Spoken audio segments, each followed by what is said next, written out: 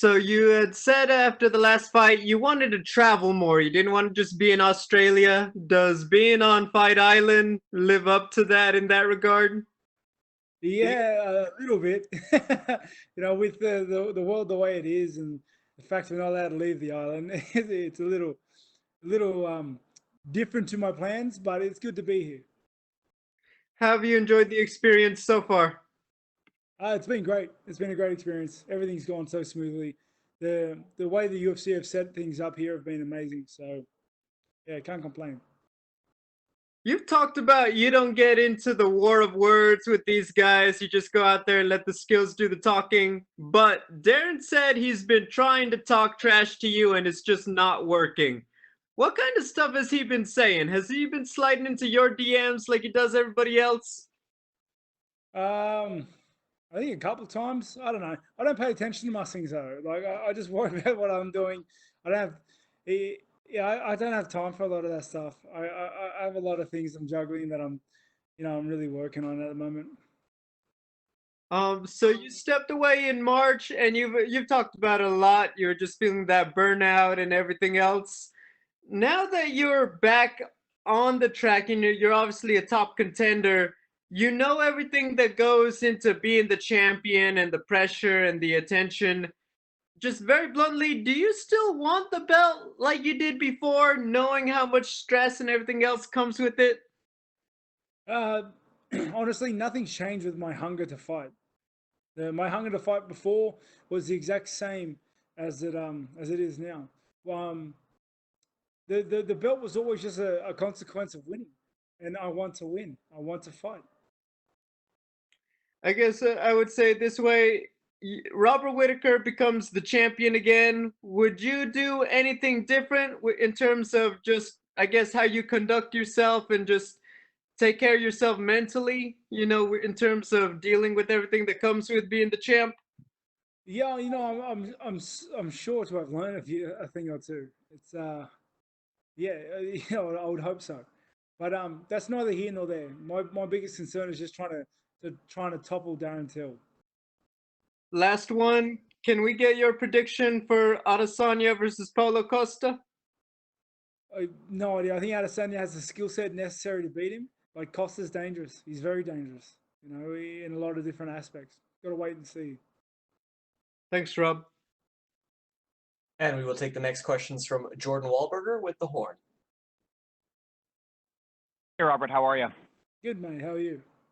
Good. When you look at Darren Till's previous fights, you quite the accomplished wrestler yourself. Do you take anything from that Tyron Woodley win of how do you go and you defeat someone like Darren Till?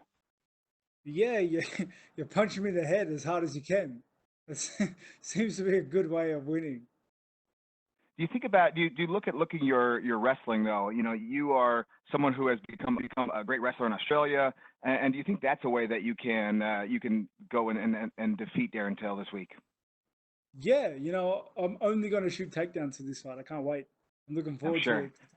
To Yeah. taking it to the ground and just keeping him there. What's been your training like? Obviously, during the pandemic, there's a lot of people that had you had any issues trying to find training partners or anything else like that? Now, fortunately enough, our team has been able to self quarantine ourselves, and we've been fortunate enough to be able to just stick together during this time. We usually don't outsource too much, so we have all our partners. We're all middleweights. We just continued hustling, continued grinding during this period. You had the advantage of being the last card on Fight Island. Have you had the opportunity to talk to anybody before about their experience and what to expect fighting in the arena with the heat, with everything else? You've never fought in Abu Dhabi before, and have you had any opportunity to talk to anyone about that? No, I have not yet. Okay, is that something you would plan to do, or is that something you feel like you need to do, or? No, my coach has a lot of contact here. He's been here multiple times, so he's been able to get a lay of the land. He's helped me with a lot of tips on what to do and what not to do. So I've been very fortunate in that regard to have plenty of information at my disposal already. Awesome. And last question for me: how do you mentally kind of prepare to come back after losing your title, making a comeback, and obviously your goal again is to be a champion as you can provide for your family and represent your country. Yeah, I guess I'm just excited to do it. I enjoy doing what I do, and this is what I do, and I'm good at it. Representing the country and going out there and doing my thing, that's just what I was made to do. It's just a natural result of things. Awesome. Congratulations and best of luck this week. Thank you. And we will take our next questions from Nesta McGregor with BBC. Good evening, it is here, Robert from the UK. Despite the accent, I'm really looking forward to this fight, and I'd like to say I'm neutral, by the way. Yeah, You mentioned sure taking you you mentioned taking time off after that defeat and kind of looking within yourself. Lockdown has made a lot of people do that, you know, search for answers and find their true selves. So just tell me a little bit about what you did. Was it go and sit in the mountains and try and find the hunger again? Was it a lot of quiet time? No, I just spent plenty of family time. I took my kids to daycare. I picked them up from daycare. Sometimes I made them peanut butter sandwiches. I did all the little things that I couldn't do normally, and you know that was very refreshing in a way. Okay, Jorge Masvidal says Darren Till is the hardest puncher he's ever faced, and that's some accolade. Can you prepare for something like that? Do you get your coach to whack you with a sledgehammer or to hit you with a pneumatic drill? And once you feel the strike of someone, does that automatically change your game plan when you think, I've never been hit like this before? I know you joked about your wrestling. Don't know. To be honest, I think the biggest secret in this game is to not get hit. You know, I'm gonna be doing my best to try to not get hit. Yeah, and hit him. You know, that's my secret game plan. If you're wondering, I'm gonna try and hit him and not get hit. Good tactics, good tactics. And final question from me: what does the future look like for you? Are we talking Usman, or if Dana said, you know, drop down and maybe Conor or someone in the welterweight division? Where's your future? I think you got those marked up a little bit, but Oh, regardless, my future is only in. It's just focusing on Darren Till, and then once I get through with him, I'm going to get back to the board, help some of the lads prepare for the next fights, try to get a fight lined up around the same time, and just get back to work. But right now, my biggest thing and biggest concern is just making weight, eating some good food, and then, you know, doing my job. no worries, and you're right. Yes, I did get the weight classes mixed up. Listen, I'm a neutral. Good luck. I want to see it go all the way. I want, yeah, all 25 minutes. Good luck, man. Thank you. And we will take our next questions from Julian Kiewicz with Independent Media. Astro, can you hear me? Yo. Just in a sense, I know you basically came across as basically nonchalant about the whole title and all those celebrations around it. Deep down, would you actually feel that you would like to get that rematch with Izzy? In a sense, would you want him to take that victory over Costa? Is it something that you'd like to get back from him specifically? Yeah, you know, I don't know about his fight and what's going on in the immediate future, but at one point in time, I'd love to run that back just as a competitor, as a fighter. I don't like knowing the fact that I lost to someone in combat. That to me is terrible. So I'd like to get that back someday, whether it's for the belt or not. Cool. And then also you spoke about making some peanut butter sandwiches for your kids also now. Do you feel that even despite lockdown, your preparation mentally was better now in this pandemic than what was before your previous fight, spending more time with your family and just focusing on the more important things?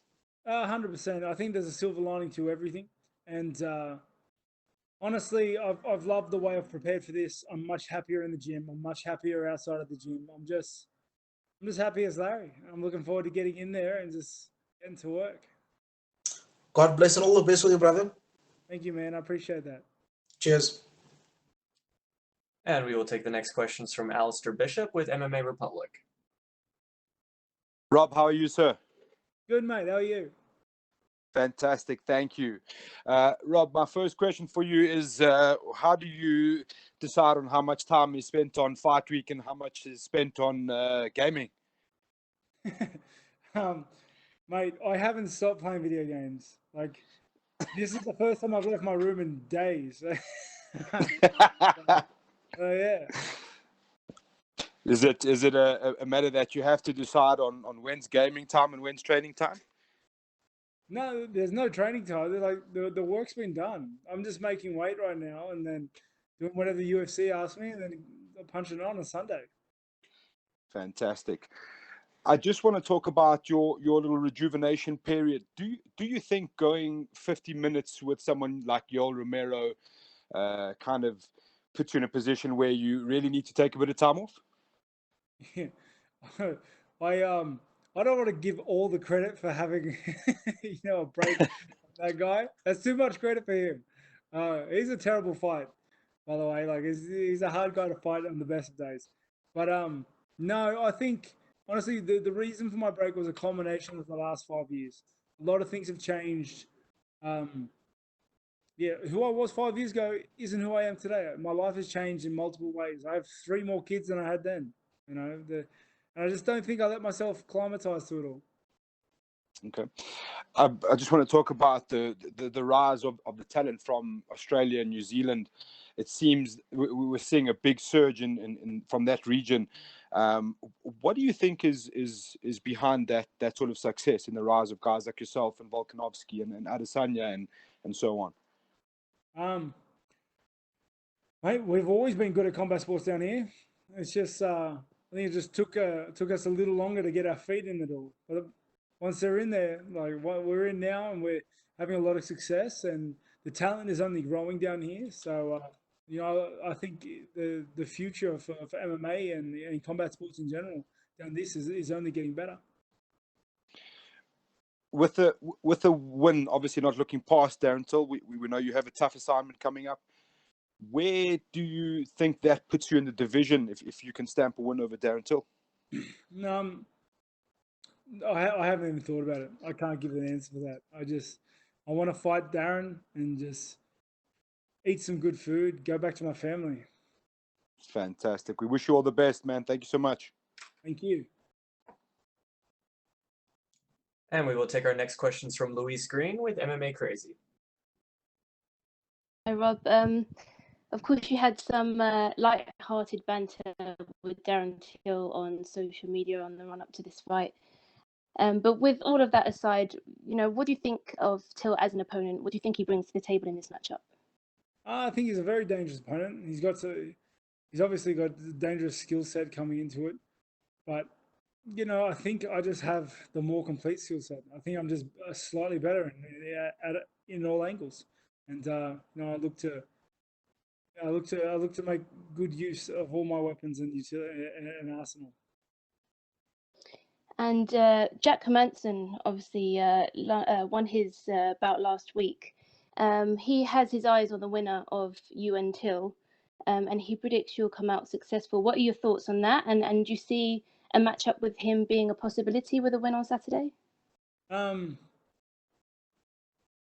knows? It's hard to say. I guess we can talk after I get the job done. It's gonna be a hard fight. I've got to get in there and I've got to take it from him. It's hard. It's very hard for me to plan anything past Sunday.